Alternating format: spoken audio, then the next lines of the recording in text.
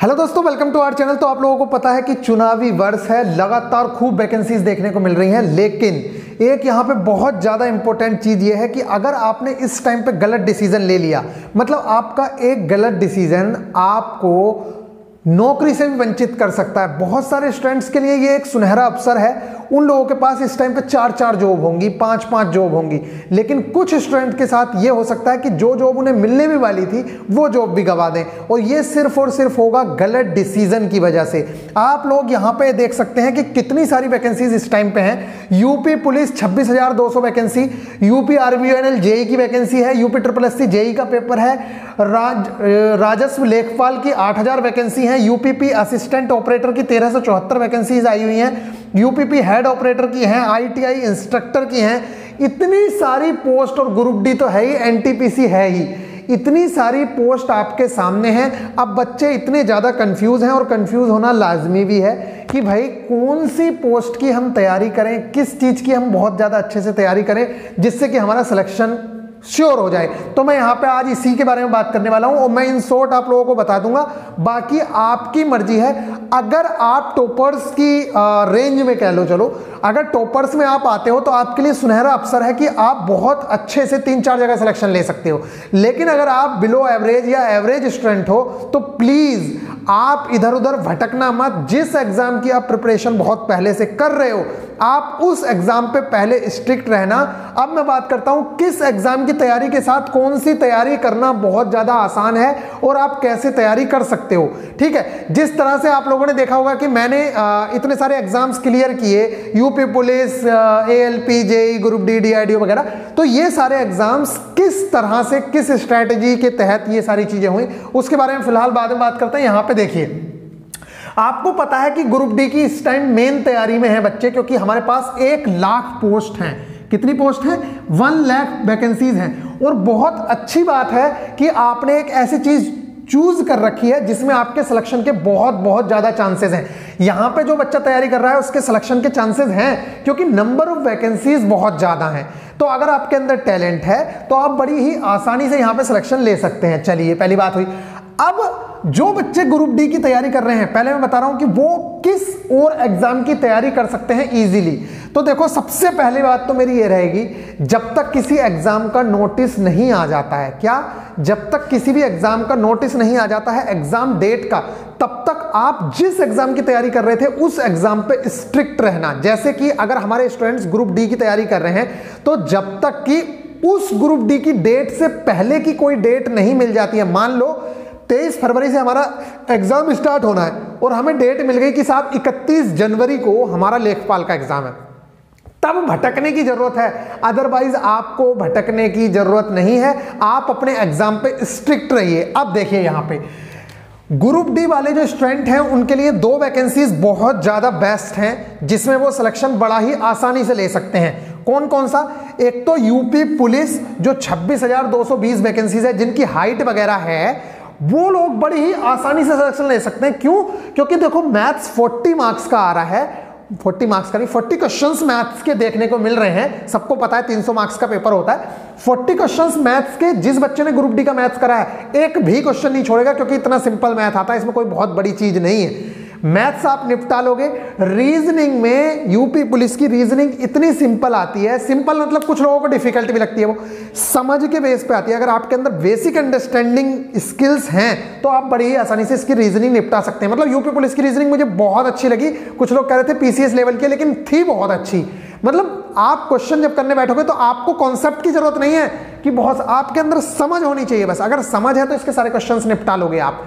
ठीक है, हिंदी आप लोग पढ़ते ही हो, एक आध बार पढ़ी होगी, अगर एक हफ्ते भी दोहरा लोगे तो आपका काम हो गया। बात रही जीके की, तो सेम एज जैसे आप ग्रुप डी की तैयारी कर रहे हो, आपके 20 क्वेश्चंस आने वाले हैं, यहाँ पे 40 क्वेश्चंस आने वाले हैं। इसमें भी करंट का वेटेज काफी अच्छा खासा रहता है। और इसके अलावा जो चीजें आती हैं वो, जैसे मैंने आप लोगों को बताया, स्टैटिक जीके से रिलेटेड ही सारी चीजें आती हैं। तो इसका सिलेबस इसके सिलेबस से 80% तक मैच करता है, लगभग 70 से 80% तक। इसलिए मैं कह रहा हूं कि आप इन दोनों चीजों को कंबाइन तैयारी कर सकते हो, कोई दिक्कत नहीं है। लेकिन अगर किसी बच्चे को प्रॉब्लम है, उसने आज तक हिंदी वगैरह नहीं पढ़ी है, तो प्लीज आप ज्यादा भटकिए मत, क्योंकि इसका पेपर अभी लेट ही होगा, शायद चुनाव बाद ही होगा। तो अभी अपने एग्जाम पे स्ट्रिक्ट रहिए, जो एग्जाम आप तैयार कर रहे हो उसी एग्जाम की तैयारी करते रहिए, ठीक है। राजस्व लेखपाल की बात करें तो बहुत अच्छी वैकेंसीज हैं, 8085 वैकेंसीज हैं, ठीक है। लेकिन इसके सिलेबस में एक बात मैं बता दूं, बहुत सारे लड़के जो पीसीएस वगैरह की तैयारी करते हैं, आरओ एआरओ की तैयारी करते हैं, उन लड़कों का आपको पता है कि जीके वाला सेक्शन बहुत अच्छा रहता है। यहां पे अगर रीजनिंग होती तो मैं ग्रुप डी वाले स्टूडेंट्स को प्रीफर कर देता कि आप इसकी भी तैयारी करो। लेकिन जो टॉपर्स स्टूडेंट्स हैं वो लोग इस चीज की तैयारी कर सकते हैं, कोई दिक्कत नहीं है, क्योंकि वो सारी चीजें कर लेंगे। लेकिन अगर एवरेज बच्चा है तो भैया तुम अपने एक नाव में पैर रख के और उससे सफल हो जाओ। आपको जो लगता है कि यार मेरे स्वीटेबल इसमें साइंस है, आपको लगता है कि मैं साइंस में 25 में से 20 मार्क्स खींच लूंगा, तो आप ग्रुप डी पे ही लगे रहिए, क्योंकि यहां पे सिलेक्शन लेना आसान है। 1 लाख वैकेंसीज है, और यूपी की वैकेंसीज का आप सबको पता है किस तरह की चीजें होती हैं। ये भी नहीं पता कि कंप्लीट कब होगी, कैसे होगी, पता चला आपने इसके चक्कर में घुसे और ये वाली नौकरी भी आपके हाथ से चली गई। इसलिए मैं ये कहना चाह रहा हूं कि जो टॉपर्स हैं, जिनके अंदर जज्बा है, उनको लगता है कि मैं निकाल लूंगा, तब आप इसमें भिड़िएगा, अदरवाइज मत भिड़िएगा। मैं अपने ऐसे कई दोस्तों को जानता हूं जिन्होंने एसएससी की 800 वैकेंसीज के लिए पिछली बार 64 हजार वैकेंसी को प्रायोरिटी नहीं दी और आज वो सिलेक्शन नहीं हो पाए हैं उनके। मैं ये नहीं कह रहा कि वो सिलेक्शन लायक नहीं थे, वो 100% सिलेक्शन लायक थे, लेकिन उनका गलत डिसीजन हो गया। क्यों? क्योंकि वो लोग एसएससी की 800 वैकेंसीज के पीछे पड़ गए और उन्हें 64,000 वैकेंसी नहीं दिखी। इसलिए अगर आपकी प्रायोरिटी पहले जॉब लेना है, देखो प्रायोरिटीज सेट करनी होंगी। एक बच्चे का है कि नहीं जी मुझे तो अच्छी ही जॉब करनी है, तो भाई तुम अच्छी जॉब की तैयारी कर रहे हो तो फिर वहां पे घुसिए, कोई मतलब नहीं है। अगर किसी को चाहिए कि मुझे सिर्फ गवर्नमेंट जॉब चाहिए पहले, उसके बाद मैं दूसरी चीजें करूंगा, क्योंकि पता है रेलवे में भी एक बार एंटर हो गए तो उसके बाद जीडीसी, एलडीसी, कितनी तरह से आप स्टेशन मास्टर, जेई, एएलपी सब कुछ बन सकते हो, कोई दिक्कत नहीं है।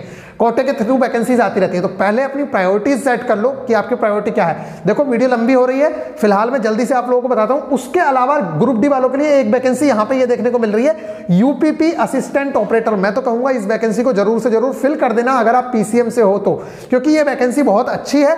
इसमें हिंदी 100 मार्क्स की है, कोई दिक्कत नहीं, लेकिन इसमें साइंस प्लस जीके जो आपकी यहां पे तैयार हो रही है। हमारा यहाँ 45 नंबर का वेटेज है, यहाँ पे 100 क्वेश्चन 100 मार्क्स का और 100 क्वेश्चन का वेटेज है, देख सकते हैं आप यहाँ पे।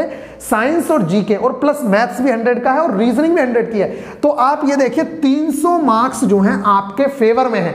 यहां का पूरा 100 मार्क्स का सिलेबस यहाँ पे 300 मार्क्स को कवर कर लेता है। बात रही हिंदी की, तो हिंदी एक आध बार पढ़ी होगी, एक हफ्ते में आप हिंदी कवर कर सकते हो, कोई बड़ी बात नहीं है। तो प्लीज अगर आप ग्रुप डी की तैयारी कर रहे हो और आप चाहते हो कि मैं तैयारी करूं, तो यूपीपी असिस्टेंट ऑपरेटर आपके लिए बेस्ट होगा। हाइट वाइट का क्राइटेरिया आप लोग जरूर से जरूर देख लीजिएगा, जो भी इसमें हाइट की डिटेल है कि, और रनिंग कैटेगरी, ठीक है। अब ऐसे ही मत करने लग जाना, पता चला आपको लगता है कि मुझसे ये मत करने लग जाना, पता चला कि मुझसे तो रनिंग कंप्लीट होगी ही नहीं और मैं तैयारी करने लग गया इसकी। तो बस फिलहाल, और यूपीपी हेड ऑपरेटर की वैकेंसी है, आईटीआई ऑपरेटर कह रहा हूं, आईटीआई इंस्ट्रक्टर की वैकेंसीज है।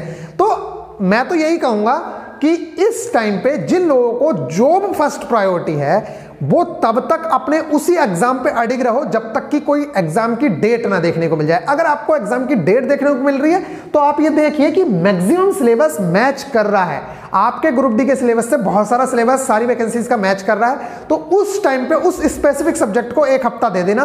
फिलहाल इन 3 सब्जेक्ट पे बस, मतलब जो ग्रुप डी का सिलेबस है, इस सिलेबस को बहुत अच्छे से कर लीजिए। मैं बता रहा हूं यूपी पुलिस में भी अगर बात करोगे तो यहां से 70 से 80% क्वेश्चन आएंगे। मैं सच बता रहा हूं, मैंने सिर्फ एक दिन हिंदी पढ़ी, क्योंकि हिंदी एक बार पढ़ी हुई थी, उसके अलावा मुझे कुछ पढ़ने की जरूरत नहीं थी, ना मैथ्स ना रीजनिंग, क्योंकि पहले से पढ़ी हुई थी। तो बस आप लोग इतना कर सकते हैं, बड़ी ही आसानी से सिलेक्शन ले पाओगे। लेकिन भटक मत जाना, आधे से ज्यादा स्टूडेंट्स ऐसे होंगे जो अपनी पहली जॉब जो उन्हें मिलने वाली थी वो इन वैकेंसीज के चक्कर में गंवा देंगे। इसलिए अगर आप टॉपर्स की कैटेगरी में आते हो, आपको लगता है कि मेरा ग्रामीण विकास तैयार है, मेरी हिंदी तैयार है, मेरा जीके अच्छा है, तब आप कूदना ये लेखपाल वगैरह की वैकेंसी में। पता चला 8000 वैकेंसी के चक्कर में इधर 1 लाख वैकेंसी भी खो दी, उधर 35,000 एनटीपीसी की वैकेंसी भी खो दी। तो प्लीज अपने अकॉर्डिंग डिसीजन लो। मैंने आप लोगों को बता दिया, जिनके सिलेबस कॉमन है उनके फॉर्म भी फिल करो। फॉर्म चलो सबके फिल करो, कोई दिक्कत नहीं है। क्या पता एग्जाम 1 साल बाद हो रहा है, 1.5 साल बाद हो रहा है, तो आप उस टाइम पे उस चीज की तैयारी कर सको। फॉर्म भले ही सबके फिल कर देना, लेकिन अभी तैयारी से भटकना नहीं, क्योंकि अगर एग्जाम हो गया तो फिर आप लोगों को दिक्कत हो जाएगी। तो प्लीज ये सारी चीजें थी जो आप लोगों को बतानी थी। सिलेबस आप लोगों ने सबके देख लिए हैं। लेखपाल का सिलेबस पता है, लेखपाल में अगर रीजनिंग होती ना तब ग्रुप डी के स्टूडेंट्स के लिए बहुत ज्यादा बेनिफिशियल होता। लेकिन यहां पे रीजनिंग नहीं है, 3 चीजें ऐसी आ गई हैं, हिंदी, ग्रामीण जीके और जीके। ये जो 3 चीजें हैं, मैथ्स में एक बार को उठा भी लोगे तो इन 3 चीजों में थोड़े से चांसेस ऐसे ही लग रहे हैं। तो प्लीज आप लोग जरूर से जरूर ध्यान रखिएगा और ये जरूर देख लिया करो कि किस एग्जाम में किस तरह के कॉम्पिटिटर आपके सामने बैठने वाले हैं, ठीक है। उसी के अकॉर्डिंग ये सबसे पहले अंदाजा लगाना बहुत ज्यादा जरूरी होता है कि हमारे कॉम्पिटिटर कौन है, हमें किससे कॉम्पिटिट करना है, क्या चीजें हैं, मेरा लेवल क्या है। अगर मैंने रेलवे को चूज किया तो क्यों चूज किया, ये सारी चीजें आपको पता होनी चाहिए। भाई मान लो मेरी इंग्लिश मान लो वीक है, ठीक है, तो मैंने सोचा कि एसएससी को छोड़ो, आप रेलवे में आ जाओ, क्योंकि ना यहाँ हिंदी पढ़नी है ना इंग्लिश पढ़नी। किसी की हिंदी बहुत अच्छी है तो वो यूपी के एग्जाम्स को तैयार कर सकता है, ठीक है। चलिए फिर फिलहाल कंक्लूजन यही है कि अगर ग्रुप डी की तैयारी कर रहे हो तो आप लोगों के लिए बेस्ट है इस टाइम पे यूपी पुलिस।